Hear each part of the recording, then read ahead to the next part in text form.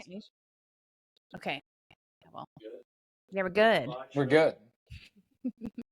Actual recording is in higher quality, hopefully. Oh, Kristen, welcome to Open Source Health. thank you. What a nice introduction. This Yeah. was actually great that this happened because this has all been a test. What is in our control and what's out of our control Isn't that beautiful? with ba-da-bum, Stoicism.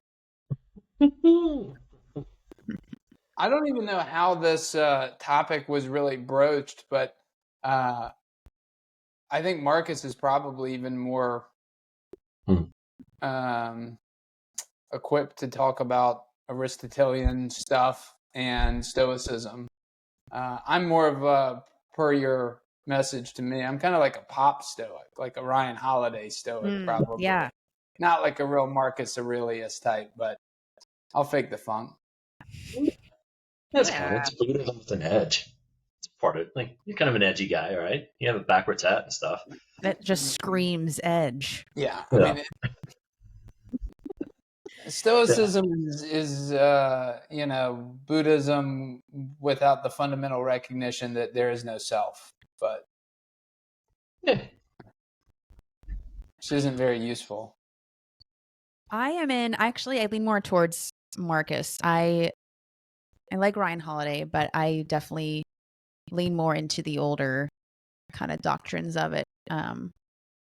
Epictetus. Yeah. I don't know.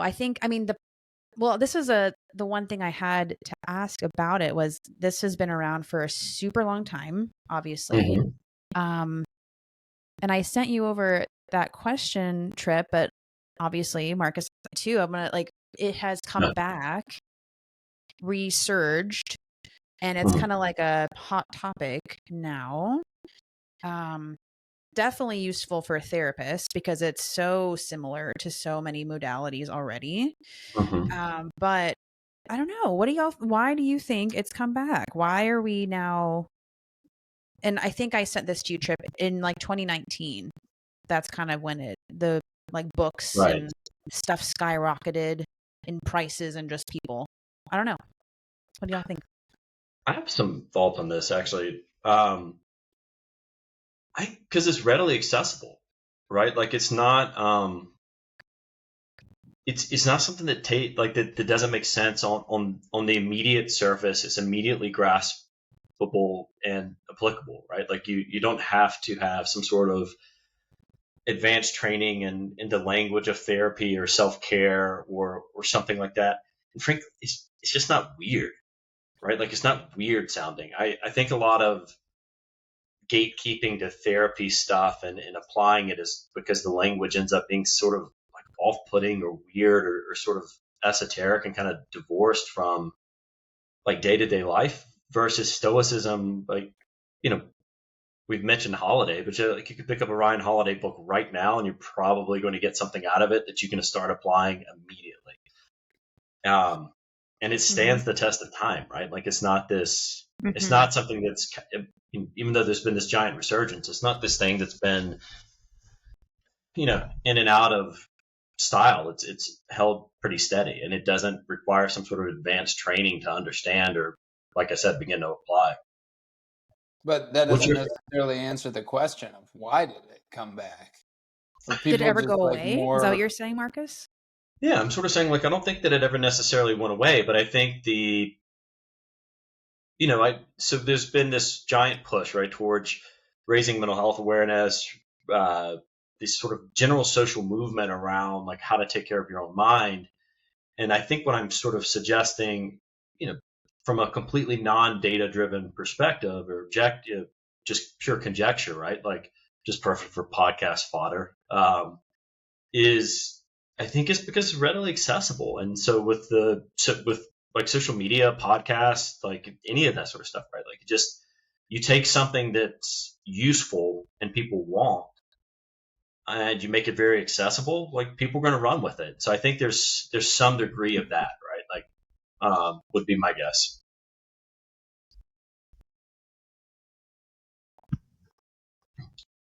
How about you? What do you guys think? Yeah, why do you think it had a resurgence? Do you have a hypothesis? I mean, my immediate thought went to COVID because 2019, 2020, and I'm Mhm. wondering if people were like, okay, this like all we can do is be in our Mhm. homes and we can't control what's going on out there because we're banished inside. So what is some and I mean, I don't know. I think whatever people were like making sourdough loaves and all these different like fads that were going on, but I wonder if people were leaning into something and not like religious, so to speak, but something greater Mhm. than them because we felt so powerless during that Yeah. time. And this definitely grounds you into you do have control and that's over yourself. So maybe people leaned into it that. I mean, I agree with you though, Marcus. Like it never Yeah. disappeared, so to speak, but the numbers were like super staggering, like 300% increase in Right. that time. Like that's really interesting. And I wonder if it's just, with Ryan coming out and kind of reintroducing it, so to speak. I don't know. My mind went to the epidemic, or because I was just the pandemic of what are we Mhm. grasping onto here? What is something that we can hold on to get us through this? And it was kind of a collective, you know, like you said, those tools can be applied anytime in your life, at any place. Yeah. Um, that's my Could you? hypothesis. Hey, I'd be really curious to hear you riff on this just a little bit. But you mentioned the religious piece to it. Like Mm. it's not an overtly religious doctrine, right, or dogma or philosophy. So what? Why bring up the word religious in that? Like, what's your thinking with that? Well, I mean, from a therapist perspective, Hmm.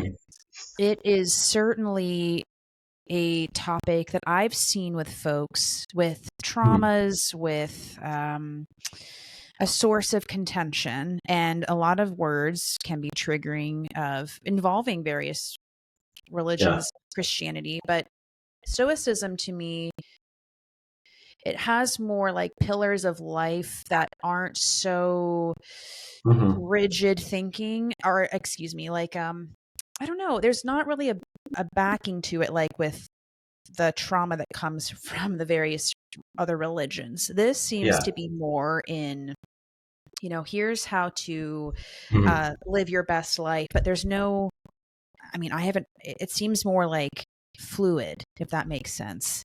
Um, Yeah, So.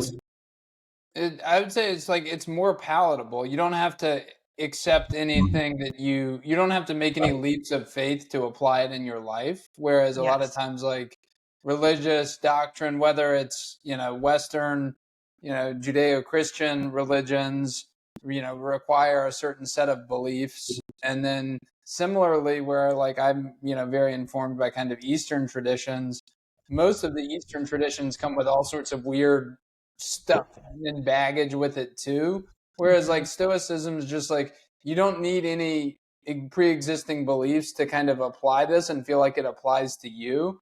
So I would also say that we're seeing an overall secularization of society in the West, and so people are probably looking for tools to that fit their worldview and that they are coming with whatever background they have, but they want something that doesn't offend whatever background or, you know, um, it doesn't require adopting some new beliefs to put into action.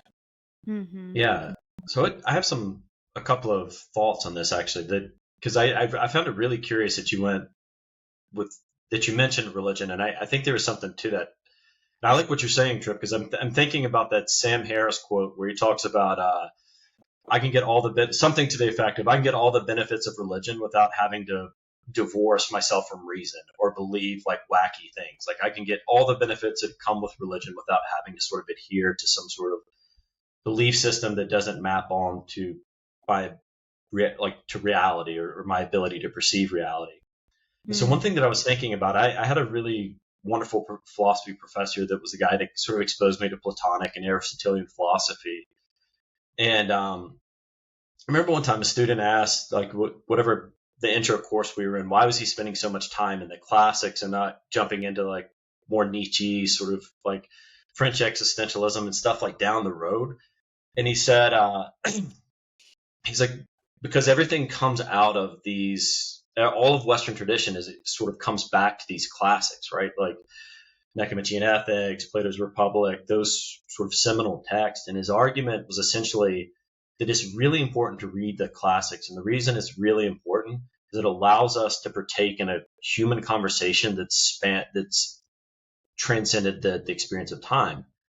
And I would, I think I gear a little more towards Tripp, but I do have some affinity for Stoicism and a little more connection to it, perhaps. But I actually do find that to be one of the things that's really appealing to me about it is it's sort of like allowing you to tap into this collective human experience where conversations have been going forever, right? Like when we die and this, the apocalypse happens or something and there's just cockroaches and we get back to humans eventually, like we'll have some version of this, like Stoicism will still live on, or these classic conversations will still live on.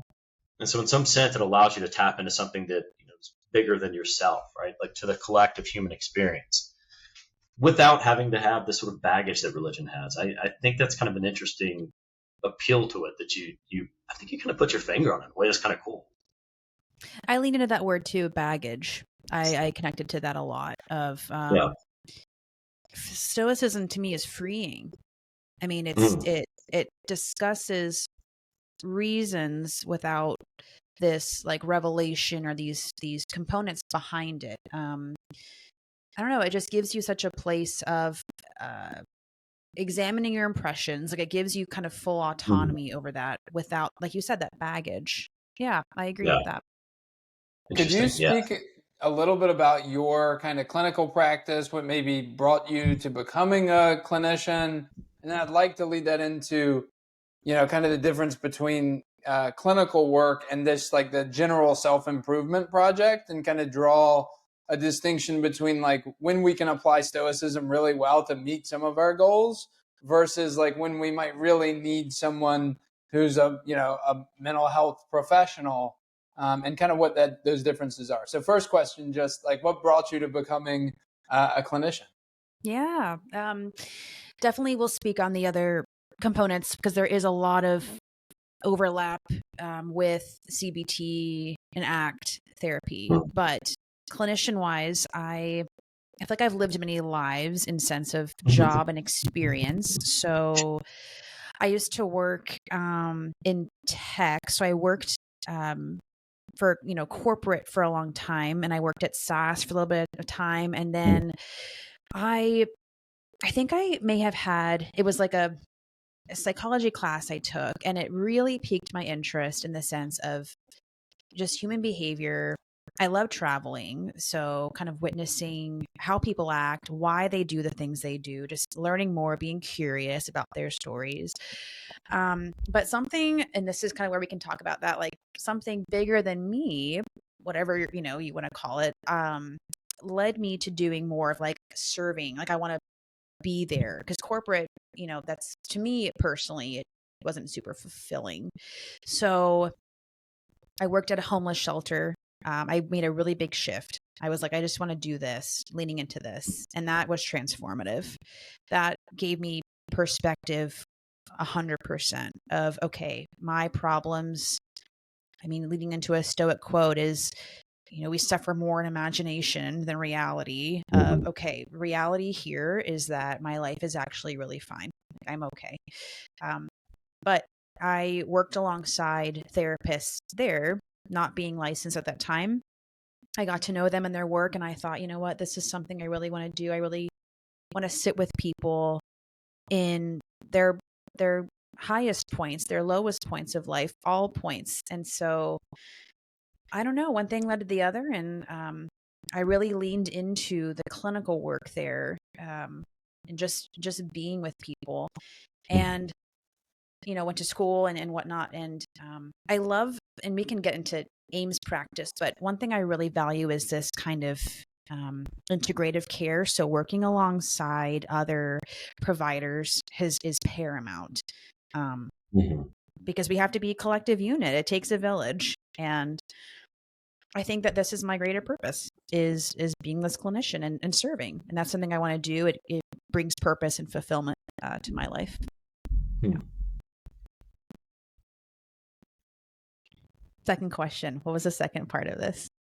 I would be curious where where you draw maybe a somewhat arbitrary distinction, of course, between like, therapeutic work versus just your general self-improvement type project, because it's one of those boundaries. Marcus and I have lots of kind of offline conversations, just around like we're all going through this human experience, and like I just find it really interesting how we're all wired differently and we all have different experiences. And so, like, the distinction between, again, just engaging in normal kind of self development that you can, either do on your own or, in a group of like minded people versus like, oh, this is like a more clinical type issue. And not that not that there's a bright line distinction, but, I think like tools, I'm a big Alan Watts fan. He wrote a book like Psychotherapy East and West. And part of the premise of that book is kind of just that, Eastern traditions have historically used the more spiritual or religious as a self-improvement project and kind of its own form of psychotherapy. Again, like as you mentioned, a lot of the roots of CBT, ACT, you can really trace because universal wisdom, regardless of who came up with it, is kind of similar. So you can trace a lot of things to Stoicism or to, mindfulness practices. But yeah, where's kind of like in your mind the line between the clinical side versus just the normal self-development side? Well, I've always been like, I love this work, but I've made the distinction that therapy is what I do. It's not who I am. Because you can begin to make that your worth of, okay, if if this session did not go well or whatever it is, then you attach yourself to that and it internalizes. So I think with self growth, I think I really try to have a distinction there of, I am someone who always, I'm tenacious. I never want to be complacent of like, this is just good enough. But in terms of like clinical work, I think I just want to meet people where they're at and not, does it have to be, that's again, kind of the Stoic practice of, does it have to be me? Like, let me examine my impression on this. Giving someone back the autonomy, to live their life. But no, I think self-growth is a great topic, and there is a distinction there. And I wonder too, this can be a question kind of going back to you as a leader of what does that look like, that distinction? Because, I know that a lot of times in our society, we really attach growth directly to, our jobs are important. They're a big part of our life. Do you attach, what's your outside life look like in terms of self-growth? And does that come into this job, this work? Yeah. Oh, wow. How much time you got? So I have historically, from can of worms here. Self growth. Like I got super interested in this. Like my kind of story was very much about the fact that I woke up when I was, 26 or 27, and was like, I got to get my shit together. And so I embarked on like a very deliberate like journey in like what kind of person do I want to become. And I had actually kind of had that conflate. To me, I think there are actually two separate projects. There's like the personal development project, which is largely about attainment. Even from like a Stoic perspective, it's what you do to attain whatever freedom you have and control over your environment, right? But it is you in the world having control. And then I draw the distinction between like the ultimate project of like self-realization, which is really recognizing that we're all connected, and the subjective feeling of separateness doesn't always have to be there in the way that we think it is.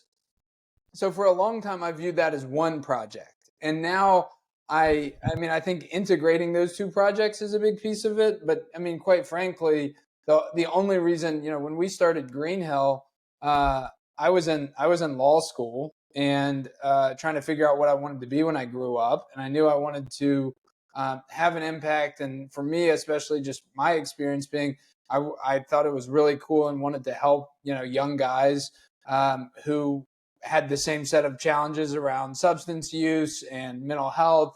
And I think like just figuring out how to be a man in the world, and my experience like trying to be a man in the world meant like uh, being a college athlete, being an army ranger, and going to war. And the fact that like that did not fill my cup, right, so to speak, that I then had to go on this other self-development and self-realization journey.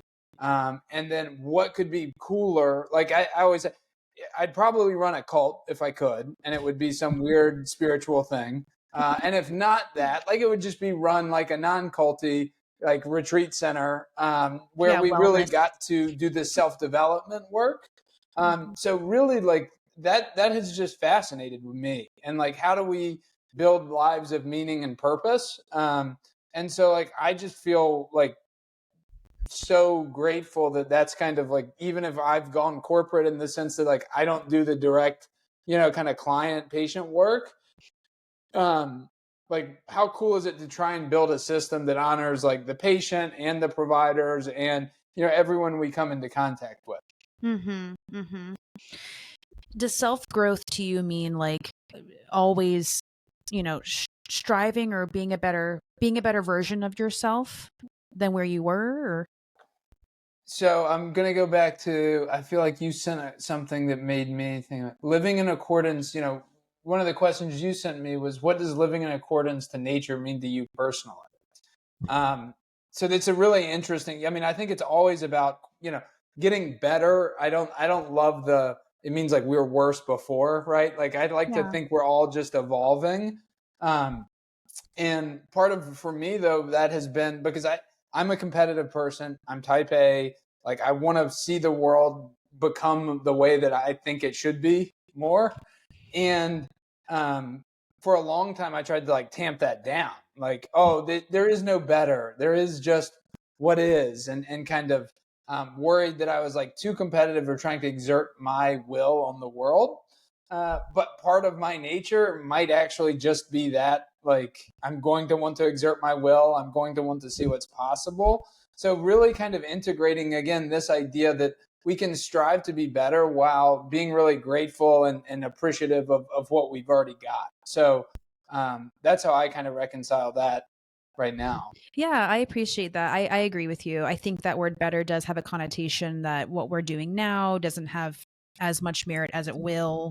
But I guess in terms of clinical work, I there are various skills that you become more comfortable with and whatnot down the road. Like, clinician of 20 years may look different than someone 6 months out of school, but it doesn't mean that that's where I want to be mindful of it, not better. And this place someone's in just has much worth as then, because it's a stepping stone, and you can look back on that and have compassion to say we have to start somewhere. I think that's where that comparison too comes in with the self judgment. And Yeah. you in law school, that's a very different place. It wasn't worse. It's just it is what it was. And I think that's where I know a lot of therapists have this imposter syndrome of, I could be better, I could be doing this. And I really try to challenge that of, it's start where you are. It's okay wherever you are. Right. But I know that's a big piece of therapy, is that. You said something earlier I want to kind of come back to. You talked about this idea of identity as a therapist and like overly identifying as a therapist, and sort of having this hard line between the practice of being a therapist and then your other life, right? Like your sense of well-being isn't tied to being a therapist. And so I think there's a duality there, or like a tension that therapists have to abide in, or maybe should be this maybe beneficial to be cognizant and mindful of. So like on the one hand, you have right, like being a therapist is just it's a job, it's a profession like anything else, right? Like your identity shouldn't be too tied to it. It's problematic if it is too tied to it.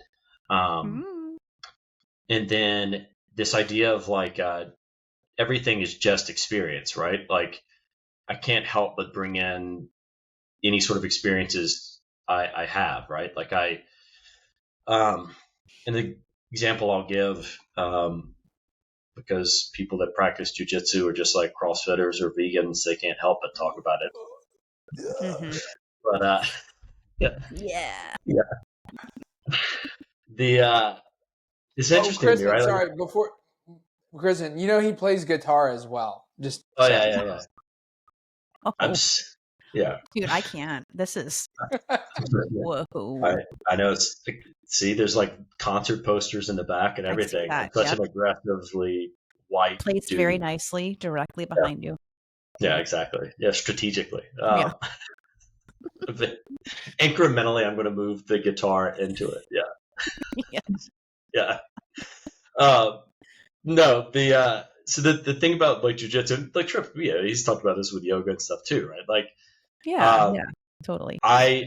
I think a lot of like my contemplative practices, my meditation practices inform how I approach like my fear and anxieties and stuff on the mat, what that looks like in matches. I think that influences how I approach tackling new tasks. That approached how like everything is just experience, right? Like everything is just life and experience. And at the same time, I think there's an interesting piece to what you're describing that I think is probably necessary. Is like you have to kind of approach being a therapist like a job, or else I think you become ineffective, right? Like you start dealing with the identity of a therapist.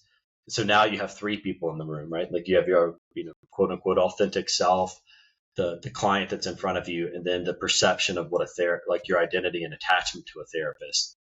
And so I think those are like three weird things to be juggling versus, can I just bring myself into this and a client? I'd be curious if you have any thoughts on that, like, the sitting and abiding in that tension between those two things.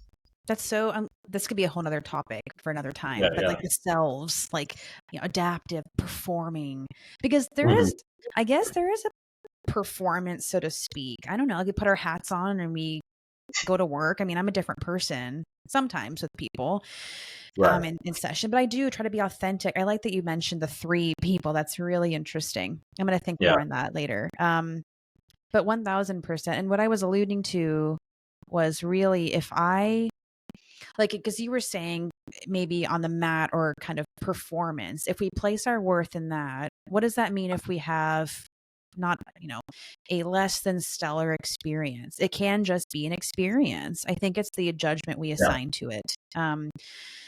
So, there's been sessions though where I've had with clients and I get wrapped up in this, okay, I'm the therapist here. I should have insight in all this distorted thoughts of a should, but coming back and gaining perspective of, okay, bottom line is they are sharing their most vulnerable pieces with me right now. And all I need to do is be here and show up and hold space and kind of come back. And that's it. That's all that's really there. Everything else will come in, whatever modality, whatever all this stuff is. But, and I think that, and then at the end of the day, someone once told me that they do this mindful act where they, they literally will put their hand up and like take off whatever hat it is and like toss it away and say, I'm done for the day. That's it. Because that's where therapy is so strange, that it is a job, but you fall into those patterns with family and friends and they're, well, you're a therapist. Let's talk. And you have to be mindful to say, you know what? I can't be that for you. That's the lines get really blurred there, as opposed to if you're, I don't know, an accountant or something. I mean, I guess someone can come to you and be like, hey, do my taxes. I don't know. But it's so much more, it's a really tricky line you got to be mindful of. I just, it's something that's popped into my head, and I'd love to hear you maybe process it in the moment or talk about it. But there's this great essay that I got exposed to from a psychoanalyst, and I always butcher his first name because I'm from Eastern North Carolina, and I didn't learn how to speak well, so but I can usually get his last name, but Beyond. And he wrote this essay called "On Memory and Desire," and his essential contention was that the role of an analyst, and by proxy, I guess, therapist, is to have no memory or no desire for the client or the patient, whatever you prefer. And so the idea was like essentially that you show up to every session completely new. And I think maybe this is just what you use the word holding space. And that's something that I hear a lot of therapists say. And it's always a frustrating one for me because I think most people tend to say it without the level of depth and consideration that you're sort of offering. And so I'm actually really curious to maybe hear you play around with that a little bit. Maybe I don't know that it explicitly ties to Stoicism, but I am kind of curious with any thoughts that you have on that. Like this idea that you stand up in a set, you come to a session and there's no memory, no desire for the patient. You're present and holding space. Like, and does that connect to Stoicism in some sort of way in your head? Yeah, no, that's a really interesting thought. I hear you, and I realize as I said that, and like that's such a buzz phrase of holding Yeah. space. What does that mean?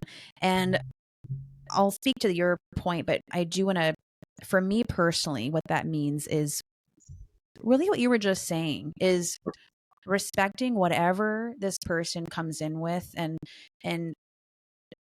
not having an opinion coming in or any thoughts. And like you were saying earlier from that essay is, you know, I guess it's stating like preconceived feelings or bringing an agenda in. You're just sitting there in true space and listening to whatever comes up and not being attached and just being present.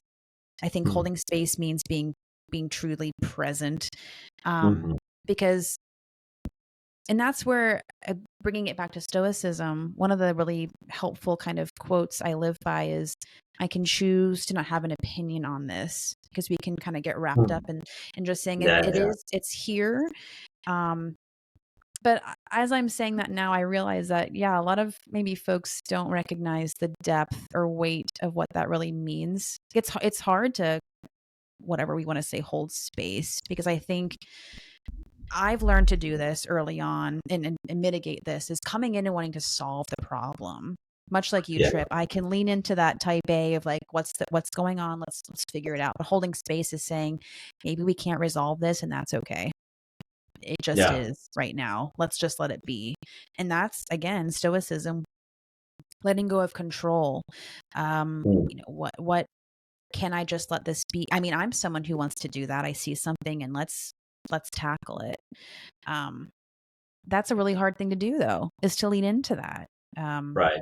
Letting go of that resolve. Yeah. Something just dawned on me that I think is kind of interesting. At least to me it is, so probably to no one else or something, or some weird points that I'm connecting that aren't inherently connected. But I'm going back to this idea of, like you talked about, the therapist identity, coming in with the therapist identity and like, job, not job, that sort of stuff. But in this idea that when you do that, right, like and this is tied to some of that non-dualism, right? Like the sense of self or identity that is arguably, I think, the root of a lot of suffering, right? We attach this idea that I am something, or I'm this sort of fixed identity. And so when you're describing this sort of thing, right? Like you come into a session, you abandon this sense of, I have to fix this. I'm a therapist now. That's my identity. That's who I am. And so I find it interesting because when you do that, right, like you suddenly remove your presentness from the session, because you've now stepped in and you're now attached to this idea of this like representation of a therapist. I have to be a therapist in this moment. And so now you're not present. You're now attached to the idea of therapist. And so you're now filtering the present experience through that versus what you're describing, I think, right? Like just this Yeah, idea of pure presentness and divorcing your identity from that sense. that's a really good point. I think there's obviously appropriate behaviors to have as a clinician, but I think Mhm. when I hold myself to that thought, I do lose authenticity of me as a human. Um, like a therapist should sit a certain way or like be very kind of like, okay, what is that? How does that feel? You know what I Yeah. mean? Like, okay, very. And first off, I like me as a person, I want to like, sit on the floor if I could. And sometimes I've met clients where they're at. Um, that's been beneficial for me because then you're right. I'm not connecting to me. I'm assigning Mhm. myself this idea of what I should be doing, what falls under the umbrella of that therapist, so to speak. Is that what you were leaning into, Marcus? Yeah, Is yeah, that yeah, right? yeah. Yeah. Yeah. And then isn't there one? I always find this is like the hardest one. You take that one step further. So if you're trying not to be a therapist, now you're trying not to, a Yeah, yeah. therapist. And so it's kind of like one of those, like how do you describe emptiness? And it's like, well, there's nothing in it. And without describe, so you kind of, so Yeah. there is this, and I do think there's like you cannot reconcile these with language, but you can with experience. Like that authentic piece, and when we're Mhm. really in that state, you just kind of are. There's not trying to be or trying not to be something, Yeah, yeah, yeah. which I Mhm. think is like often like the amateur. Like for me, at least on the maybe on the more contemplative side of things, um, like there was a let me be. I'm gonna be really equanimous. I mean, I'm not gonna let anything Yeah. bother me, and then I'm just trying really hard not to let anything bother me. And it's like, wait, that wasn't the point either. Like Right. to be here trying, Whoa. like I'm just Mhm. supposed to be. Yeah. Yes. Yes. Um, this just made me think too when, this is our society, but whenever someone's like, oh, well, I don't know, if someone were to ask all of us, who are you? How would we answer? Like what or what do you do? That's the very first question. What do you do? And In the I U.S., it is not Yeah. yes. everywhere else, though, right? No, Like that's no, one and of I the interesting. Yeah, yeah. And I hate that. I don't want to have to say I'm a Right. therapist. Like so many other domains. Yeah. There's something to think about. I don't know. I yeah. always think What? about I And Yeah, if you tell. don't answer the question, you are going to look like a jerk, like a weirdo, right? Like yeah, like what do you why? it's like, how are What? you doing today? Well, let me tell you how I'm actually doing. Like that was not the reason I asked that question. That's not right. Yeah, First, that's please. where you went wrong. Yeah, please just But let I me pay think my check and leave. I think that's where we connected originally, though, Chris. I mean, I think we were talking in the hallway with Caroline about death, right? Like, I Yeah. mean, just a very real topic. And I look back on those things as these like little mini collisions of like real authenticity that I hope we're like just bringing more of into the world because it's really like those moments where like no one was trying to be anything and we were talking about like the most serious stuff, right? Imaginable.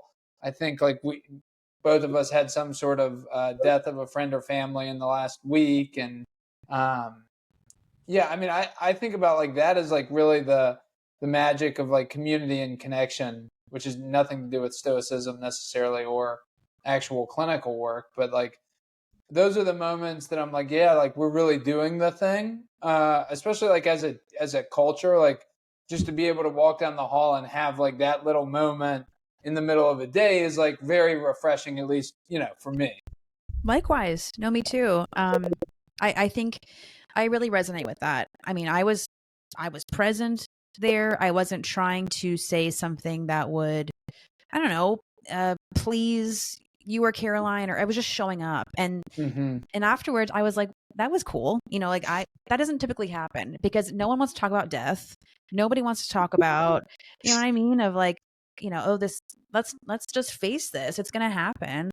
And I don't know. Is it fair to say it's a taboo topic?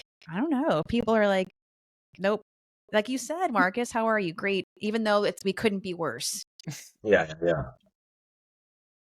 But that is what makes community, I think. There's not this like power shift or trying to be in this performance self. You are just authentically there. I Those like are that really phrase. great. Performance Yeah. self. That's a good, yeah. I've got a question for you. Why, I have run into, especially over the last few years, like I always kind of forget that like I'm the CEO of a company, and what that often shows up as is like people are often like somewhat intimidated of me just by nature of my position, and you had none of that. You just talk shit to me like minute one, and it was awesome and refreshing. And obviously, that's part of your personal style. Not everyone's gonna approach that the same way, but it was really cool to me. It's been I don't know you that well, but it's been very refreshing to talk as a person, not in some hierarchy kind of feeling.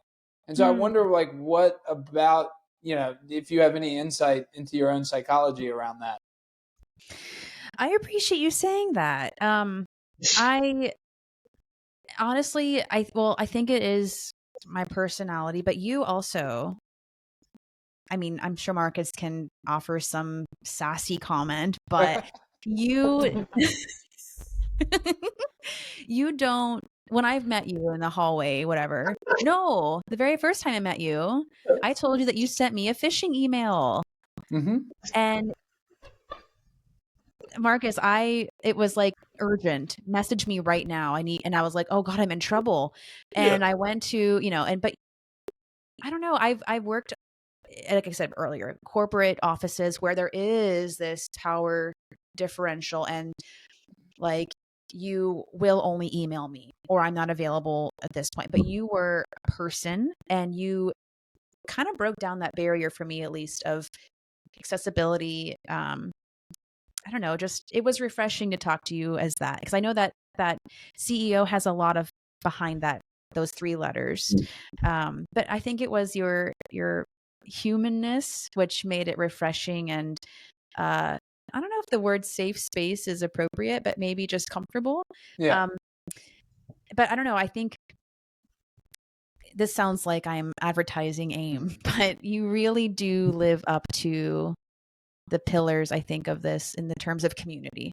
Like you talking to me in the hallway at that time was really refreshing, because you weren't just like throwing out buzzwords of, oh, we value integrity and groundedness. Like really you do. You kind of live by those.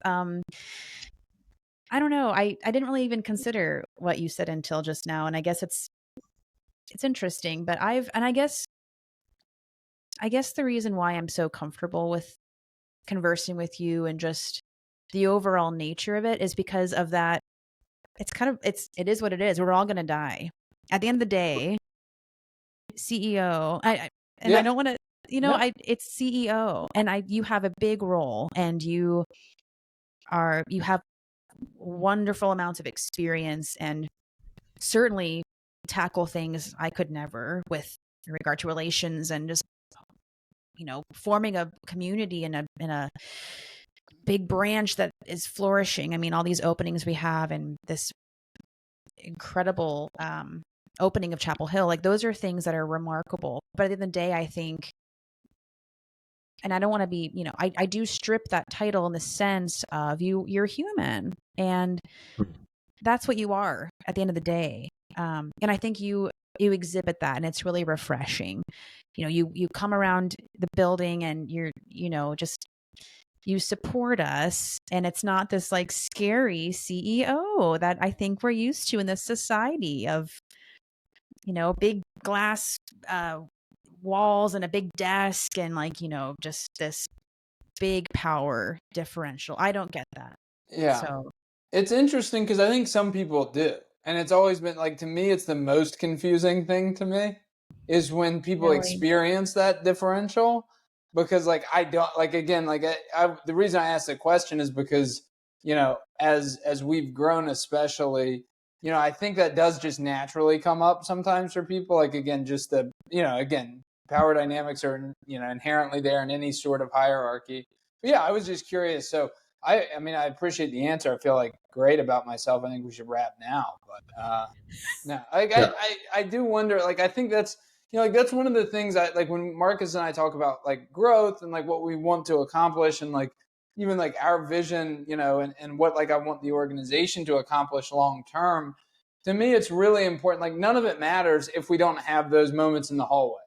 Like, there's this big societal change. Like, I hope to have some role in effectuating, but like at the end of the day, the only like the real change is going to be these one-on-one interactions. So if we're not doing that right, like it's very unlikely we're going to have whatever change in the world that we want to see. So yeah, like that's one of the things that like I try and especially like now trying to open Chapel Hill, there's a ton going on, and how can I have more of those good collisions with people, those authentic collisions.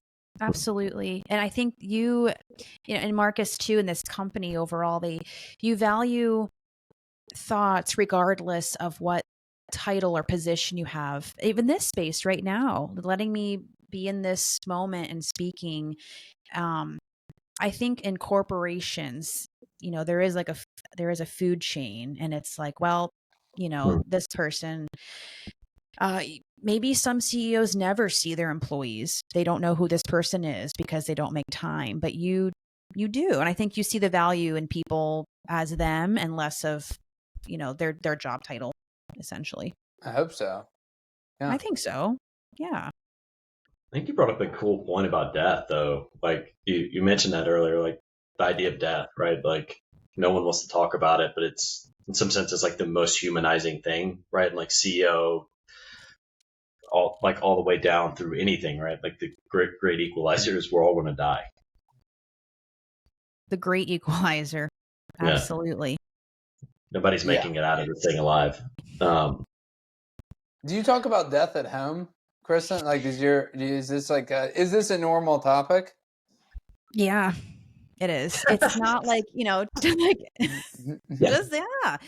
My partner is one who really leaned into Stoicism first. Oh, cool. And then I kind of jumped in, and I mean, he brings it up more than I do. And there are times when the thought of it really gets me about, envisioning this. What is this? There's just, again, leaning into, there's a quote of like, is it like hug your wife? She's borrowed, or something like that. But it's a thought of, this is all temporary. And not that he like reminds me, hey, remember, this is all going to go away. But, it just gives you, we talk about it in the sense of like, like we really try to be present with each other and acknowledge, let's be here now. It doesn't matter later down the line, whatever. Let's be here. It's really good perspective. I don't know. What about y'all? Is this something you talk about? Depends on who. So death is one of my favorite topics. My wife hates it. She comes from Catholic family, and like everyone's like very concerned about purgatory or hell. And then with my other family, they're just like, look, like euthanasia is legal in Oregon. Like, we got some property there. Like, you just tell us when it's time. Send us with some feel good drugs, and we'll ride off into the sunset. So I live in a very bifurcated death talk family. That's such a stark difference. No, there's true for me. There's some members of my family, we're just not acknowledging it. We're not acknowledging it. We just will not talk about it. I lean more towards that sometimes, depending on who it is. But I recognize the true importance of it. I think the more we talk about it, the more we expose ourselves. This is the reality of it. Yeah. What about you, Marcus? You bring it up? Yeah, I mean, I think I've actually been on other podcasts in the industry, and someone asked me, like, what's the thing you're afraid of most? Like, death, which was a great topic for something that's supposed to be kind of a fluff thing. But yeah, I'm death is deeply unsettling to me. And I think having made peace with the fact that it's unsettling is paradoxically made it less of a point of suffering, right? But I would say, for me, death as a fear probably started really early in life. I grew up with a lot of family that was, I'll use my dad as an example. He's a lifelong smoker, worked hard manual labor jobs his whole life. And so I never remember a point in which he was moving and wasn't in pain. Just literally, I mean, like I think he was 38 or something when I was born. And there was never a point in which I saw him moving without pain. And so there's just this like long aware, and I watched everyone else around, all family and sort of stuff dying of different sort of metabolic and, smoking related diseases. Mm-hmm. And so I think there was always this like watching that. And I don't, I'm not a fan of taking something back to like trying to analyze why we have some sort of behavior and trying to attach it to some experiences in childhood, just because I think that's like rife with biases and just not a particularly useful exercise. But if we were to indulge in that for a minute, I think I started exercising when I was 12, like 10 or 11, maybe 12, and probably have not taken a day off really unless forced to for some sort of reason. Since then, I'm be 39 next month. And so I've always lived a really, really physical life in some sense of this one, because I enjoy it. Like I love it, right? Like it feels good. It helps me clear my mind and think and yada, yada, a million different reasons. But,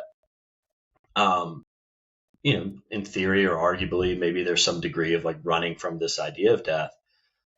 But the paradox of like engaging in a really physically demanding sort of life and doing a lot of physical activities as you watch your performance shifting as you age. And so I think, again, tie it back to jiu-jitsu, right? It's this combative sport. It's, I'm still, in some ways, I'm better than I ever was at it. I have a really good competition record relative to the amount that I've competed, all this sort of stuff. But I'm watching guys that are younger than me. But I'm like watching, yeah. But I'm like watching people. I'm watching it fade, right? Like I'm watching my performance shift and change. And so in some ways, there's this bearing witness to my own slow demise. So no matter how much I work out, how many minutes I jump rope, how many push-ups or squats I do, I will die, and I will watch that performance fade. Mm-hmm. I think all of that stuff will help me, Peter Attia sort of stuff, like age and die better. But the end result is I'm dying, and I will will bear witness to that through the decline in performance. And I've already seen it, right? Like in different facets. So yeah, I think about death all the time. And having made peace with the fact that it's deeply unsettling and a point of fear for me is actually eased the suffering of it. It's okay for me to be disturbed by my own mortality and death. That was really well put. I agree with you. I definitely resonate with that. Of radically accepting the discomfort of it has helped me lean into it too. And I think for me too, it's there. It's always in the back of my mind. If I am saying goodbye to someone, or if I'm even getting in my car, I just think, well, I could die. I don't know.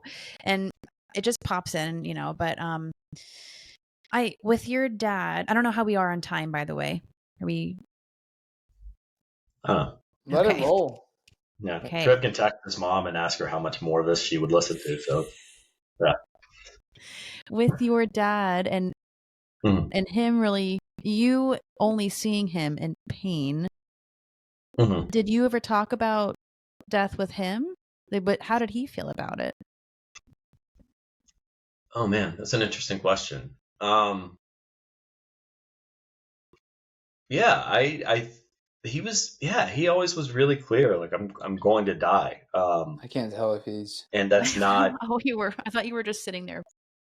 Whoops, sorry. I just saw that I froze for a second. I'm sorry. You cut off. No, I was just saying. Yeah. So with my dad, he was always very clear. I actually I have this memory when I was a kid.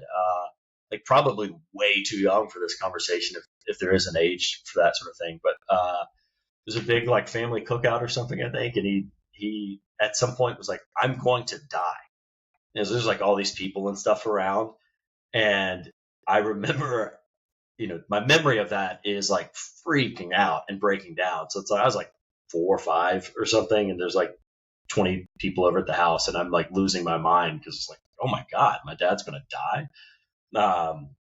So he was a clumsy person in a lot of ways with stuff he tried. But so yeah, I mean, not only was I watching it happen, but it was a pretty common sort of conversation. But what's interesting to me about it was never this thing that was like, I'm going to die and that's okay, or you're going to die and that's okay.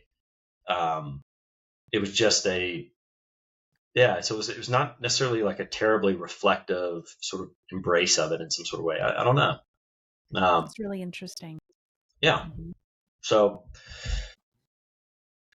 have you ever incorporated death into sessions, like as a means of like, as an intervention, right? Like, as a in the moment intervention? I'm curious. It's a really great question.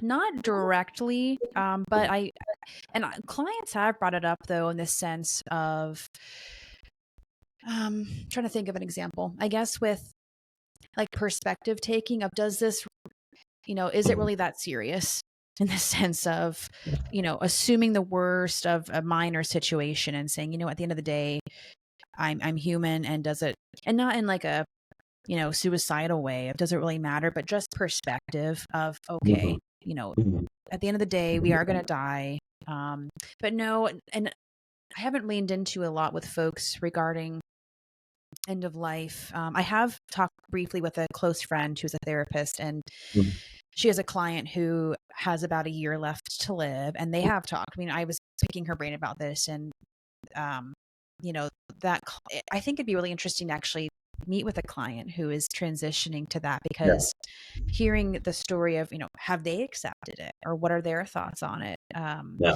So no, not necessarily, but that's a great point. I haven't really leaned into that with, we list what we're interested in, and maybe that's kind of I wonder if I've done that actually indirectly, why I haven't leaned into that. I think with more conversations, or,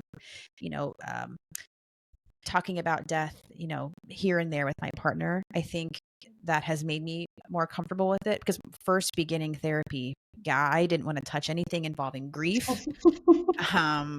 anything involving really anything about that. And only in the past, year, I guess, I have leaned into that and talking about people, like losing a loved one with a client. And in my own therapy too. But no, that's a good question.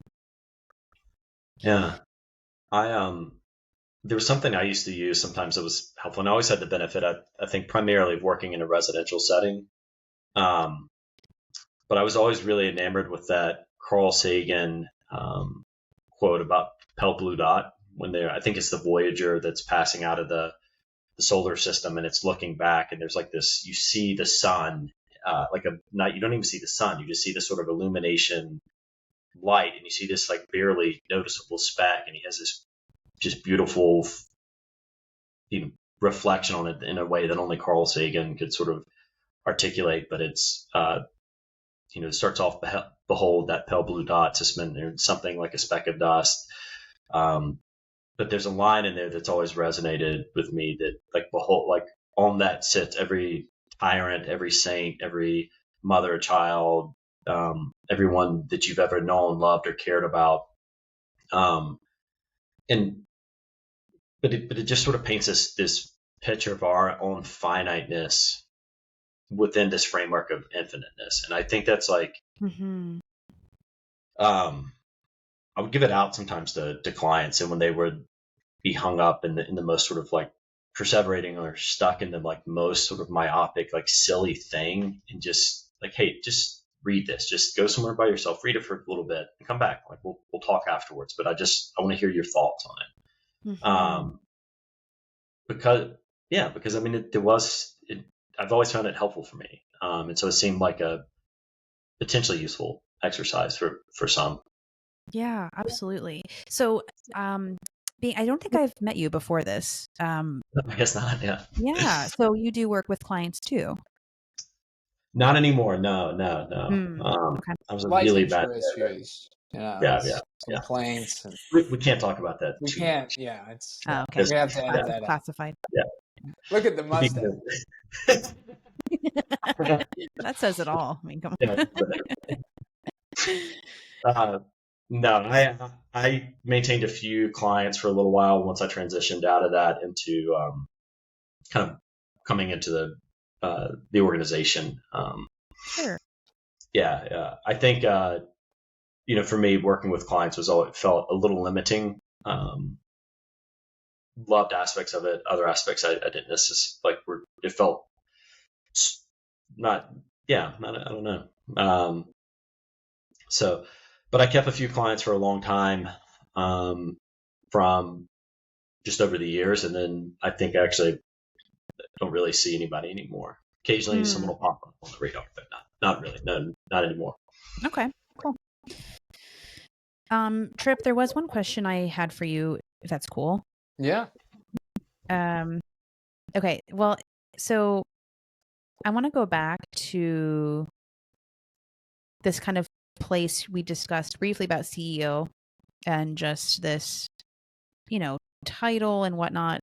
Do you have any pressure on yourself? Like, do you find yourself being attached to that title often and feeling like... To the title or to the pressure? I guess both. None to the title. I have I don't think I have any. The other piece is like, I think I don't identify as much as a CEO as I do identify somewhat as like a social entrepreneur. Like I'm very interested in building things like that hopefully have a positive social impact. So I am kind of like that feels like authentic to what kind of my mission is. Even going into the army and things like that before was like very much to like want to be part of something bigger. And then I'm just a horrible employee. And so I think it like kind of made it so like I didn't have the ability to work for others very well or like even with others. So I had to like do something on my own. So that's kind of where that one is. And then in terms of pressure, I mean, I would say I live under what probably would seem like a ton of pressure, and I put a good bit of pressure on myself. I definitely put a ton of pressure on, and markets will know because we have all these conversations, right? I always want to figure things out so that if everyone had the right information, they would, maybe even think like I'm a good person or like doing the right thing. Because like for me, it is the hardest piece is, trying to build something that works for everyone, right? And some of the things I've had to let go to, one of the things I let go of a few years ago, but especially over the last maybe 3 to 6 months was early on in kind of my, leadership journey. I thought like, oh, we got to build the right team. And if you build the right team and you treat everyone the right way and you're fair, it will all stay around together. And that's how it's done. Whereas like there's too many factors that influence like how long someone's going to be in a particular job or role. And all we can do is kind of be committed to, again, like the more stoic approach. What's under my control? How can I do it? And I'm never going to be able to give Kristen or Marcus all of the information that's going into it. And I can just do the best I can to articulate what we're trying to accomplish, how we're trying to address problems. And I think that's like the hardest piece is when it feels like that falls short because like people are mad over, whether they had someone put on their schedule that they didn't like. Like I take everything personally. Any grievance that anyone has in the organization, I take as a personal attack on what we're trying to do and on me. So, which is like super unhealthy. But I mean, I've learned to at least like tamper that down some. I really appreciate that. Oh, sorry, Marcus. Go on. No. I wanted to kind of follow up on your question, push back on him a little bit on something. Because you've talked ad nauseum about this idea of like when we've gone through points as a company where we've almost, we've been at different inflection points that were almost failures, right? Like almost collapsed in on itself.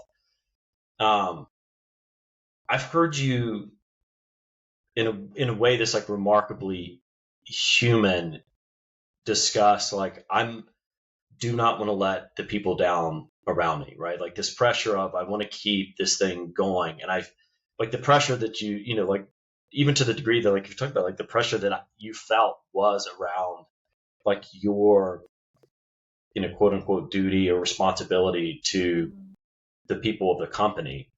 And so what I'm kind of curious about, like to Kristen's pushing back on the side, like the identity of CEO stuff. What I'm curious about is how do you hold those two things? Because you really quickly were like, no, I don't really feel the pressure of that title, but that those things seem very connected to me. So I'm curious. Well, I just feel like, and again, labels, language is imprecise, right? But, like, I feel like it's my job to, like, I'm very, like, and again, I hate the word loyal because I think it invokes weird other things, but like, I am very protective over like the people. Once like we're on the same team, like and just the general connection of being human. Like I will throw things and get mad at, Blue Cross and at like nameless corporate entities or politicians that stand in our way of helping people. And once I get on the phone with them and we can have a human interaction, like I care about them and I understand that they have things they're trying to accomplish as well. Kristen, what you don't know is, now I guess it's been, call it 20 months from like the real near death experience we had. And like there was a time as CEO where I had to sit there and put together a list of, and I had I had like this board of advisors, and I was in the CEO mentorship kind of group where 20 CEOs, we were by far the smallest company. And basically everybody said, you got to put together a plan. You got to lay off like half of the team, and you need to do it like in the next week. Wow. And there's the CEO side that like, then you're actually wearing the two hats, which is like, one is the mission and survival, and then one is like the people who are involved. And I didn't actually make a trade-off then, so maybe I just got kind of lucky. But like I sat there with a list, and I had like, okay, like if we were to do this, these 25 people or 20 people are going to lose their job in a week, and that may protect the other 20 from losing their job, kind of thing. Ultimately, like we were able to get by on the skin of our teeth. So I've definitely felt that, and I think like the only thing I would say is like my goal, and even in just like starting weekly communications again, like it's hard to have everyone. You can't share all the information, right? It wouldn't be fair if I had told everyone in that moment. And we've talked about this as a leadership team. Like if I told everyone in that moment, like guys, I don't know if we're going to be around in 2 weeks. Oh my gosh. Then like everybody's going to leave, and then we collapse anyway. And so like I had to sit there and be like, well, maybe we'll pull this out. And I think since then, like we've made a lot of like stride, like we've made tremendous strides. It's not even the same organization in any way. But like what that brings up for me is like anyone who was around back then too, like we went through some hard times, where it wasn't as transparent. Things didn't make as much sense, hopefully, as they do now. And I think sometimes that even lingers with people. And so, like I'll just say, like, quite frankly, like your experience of me is very different than other people who may still work with us to some extent, or may have transitioned out. Sure. And I just understand that's kind of how it is. And sometimes it sucks. Like I want to be able to like, give my case on like why I'm not a bad person. And like, we've made all these improvements, but you just can't, like, I think that's probably the hardest thing is like, I just want to, if I could just explain to you, you'd believe me. And you like letting go of that, like just letting go of the fact that no matter what you do, some people just aren't going to like you. Like you're just, so like, that's the hard piece, but yeah, I feel tremendous pressure because I feel like a lot of people have given me, like to sit on, quite frankly, like if this is what I'm doing on Friday afternoon, this is awesome. And like, in order for us to have the time and space to do this, like a lot of us are working and rowing in the same direction, to help our patients, but to keep an organization afloat at the same time. So yeah, there's with tremendous privilege comes tremendous responsibility type thing. I feel like incredibly lucky and fortunate, and I think what comes with that is like being a good steward of the mission and the people in the organization. That's a really refreshing answer. I just was envisioning myself in that space of I can't tell anybody really to cause this like wildfire, but also I may have to lay these people. I mean, that's incredibly, and you're right. I've come into a completely different organization than what I'm imagining, and I can resonate with the piece of that stoicism of not being liked. That is not something for you to worry about. But I can imagine what you're saying of just listen to me. Like I promise I'm not a bad person, but that's not up to you. And at the end of the day, and that's hard. It's a hard piece to acknowledge. But yeah, I really appreciate that. And the fact that you've kind of given me insight into those pieces is refreshing for me as part of this organization. Like you are including me in that conversation and helping me see really where this, began. And it's kind of cool to really see from your standpoint how this was pulled out of that quicksand. I mean, and that was not that long ago at all, really, in the grand scheme of it. So that's a lot to process. I know we're kind of winding short on time, but Kristen, something I'd be really curious about, to maybe just hang some very practical stuff on this. Like, let's just assume that some therapist or someone's listening, or they see that title of this podcast. Like, what I'd be curious to hear is, let's take like 2 minutes and hypothetically imagine you're working with some sort of client, you've seen them at least a few sessions. That client comes in and let's say pretty normal stuff, but dealing with like just broadly speaking, dealing with depression, and some anxiety, just whatever. How would you incorporate stoicism into a session? What would that look like, practically speaking, for you?